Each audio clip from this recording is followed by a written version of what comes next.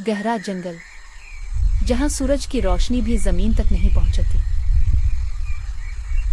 वहीं एक बहादुर कुत्ता शेरू कुछ अजीब महसूस कर रहा था। अचानक इसे एक नन्हा हाथी मिला, मोती, जो डरा हुआ था। शेरू ने इसे अकेला नहीं छोड़ा और दोनों दोस्त बन गए।